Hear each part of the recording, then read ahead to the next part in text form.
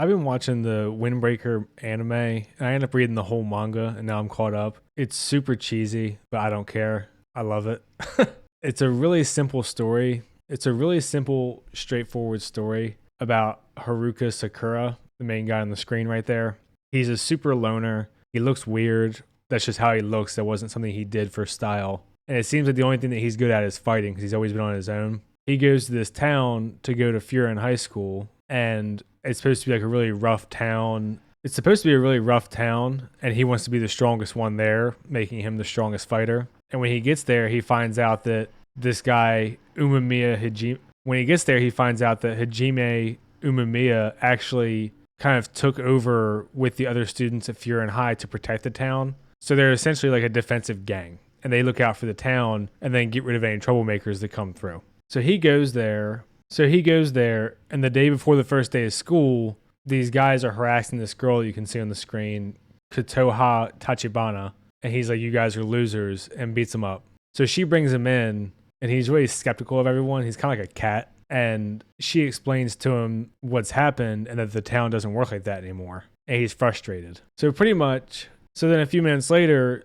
these guys come back that he beat up with their whole gang, and they're threatening him, and he still defends Kotoha, or Tachibana. He still defends Tachibana, and then Bofurin, which is Windbreaker, which is the gang that protects the town of Furin, shows up and helps him because he's losing because he gets hurt. So the whole story really is about him kind of ingratiating himself and letting down his walls and stop and making connections and having friends and kind of letting go of the loner lifestyle. Although so far in the manga, we still don't actually know his background, but I think we probably will soon. And the reason I said it's cheesy is because it's super over the top. It's super over the top with the fights. They're like borderline superheroes. Like they beat up a whole bunch of guys even when they're really outnumbered. He jumps over these guys and kicks one in the face. That sort of thing.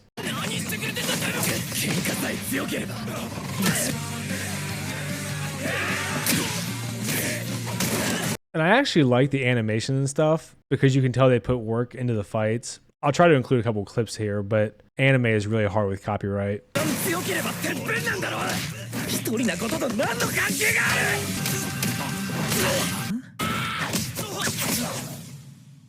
they do the thing where all the characters have their own fighting styles and their own backstories. And I'm not exactly sure how far the anime will get. It doesn't look like it's going to get very far. But I actually really did like when it gets to Umemiya's backstory, who's their gang leader, and you get his whole background, and it makes a lot more sense why he is the way that he is. Because he's super laid back, and he just wants to garden, and he's like very happy and positive all the time.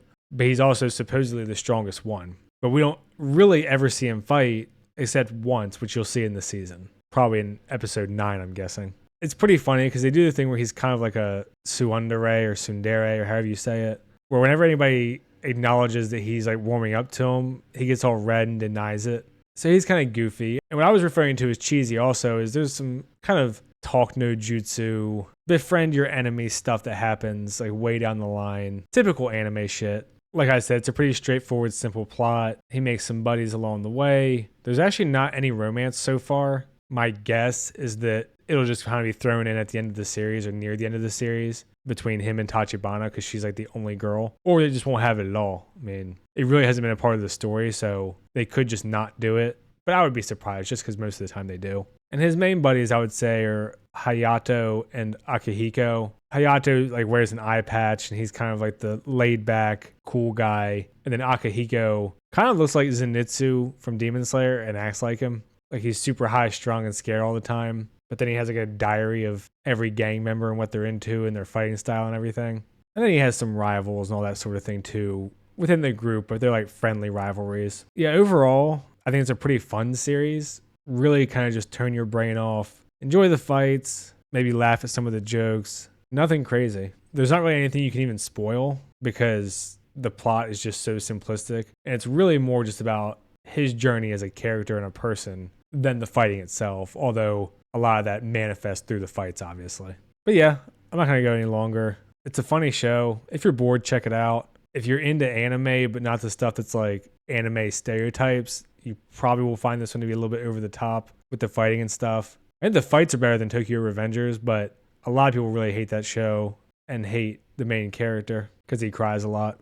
If you've seen it, let me know what you think. I'll try to respond to the comments and like and subscribe and all that. Thanks. See ya.